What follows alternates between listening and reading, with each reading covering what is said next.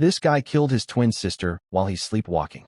In September 2021, a quiet Texas suburb was shaken by a story that seemed too strange to be true. A 17-year-old boy called 911 in the middle of the night, saying he had found his twin sister stabbed, and that he might have done it while sleepwalking. This is the chilling true story of Benjamin and Megan Elliott, twins from Katy, Texas, and how a tragedy turned into one of the most haunting modern crime cases in America. Benjamin and Megan Elliott were inseparable. Born just minutes apart, they grew up together in a close, loving family. Teachers said they were bright, polite, and protective of one another. At 17, they were seniors in high school, preparing for graduation, college applications, and the future. No history of violence. No fights. No signs of danger. But in the early hours of September 29, 2021, something unthinkable happened. At around 2:30 a.m., a 911 operator in Harris County received a panic call. 911 operator, voice actor. 911, what's your emergency? Benjamin, voice actor, distressed. I think I just killed my sister. I thought I was dreaming. I thought I was dreaming. He told the operator he woke up standing over his twin sister, Megan, a knife in his hand, and blood everywhere. He said he had been sleepwalking. When deputies arrived minutes later, Benjamin was kneeling beside Megan, trying to perform CPR. She had multiple stab wounds and was pronounced dead at the scene. Benjamin Elliott was taken in for questioning. He seemed calm, in shock, almost detached. He told detectives he remembered going to bed, then suddenly finding himself in his sister's room, realizing what he had done. He said he removed the knife from her neck, placed it beside her bed, then called 911, begging for help.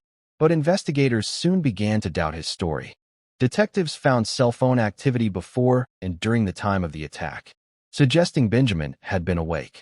They also learned the knife was taken from the kitchen shortly before the stabbing. There were no signs of forced entry, no struggle, no one else in the home. To prosecutors, this was no dream, it was deliberate. Benjamin Elliott went to trial. His defense was extraordinary, homicidal sleepwalking.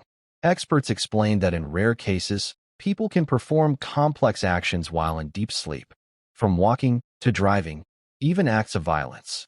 The defense argued Benjamin had no motive and genuinely loved his sister.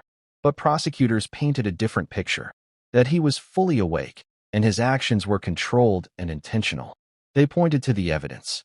He fetched the knife from another room. He made multiple stabbing motions. He then made rational decisions, turning on the light, applying pressure, calling 911. Those, they said, were not the actions of a man asleep.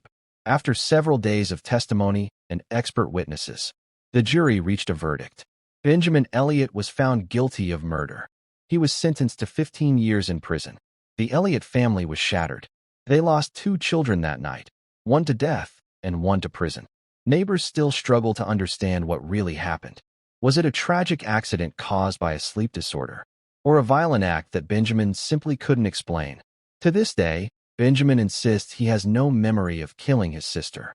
Psychologists continue to debate whether true homicidal sleepwalking can happen, or whether it's simply the mind's way of hiding something it can't face. The case of Benjamin and Megan Elliott forces us to confront a haunting question. Can someone truly commit murder in their sleep? Or is that the ultimate excuse for something darker? What do you think? Was Benjamin asleep or awake?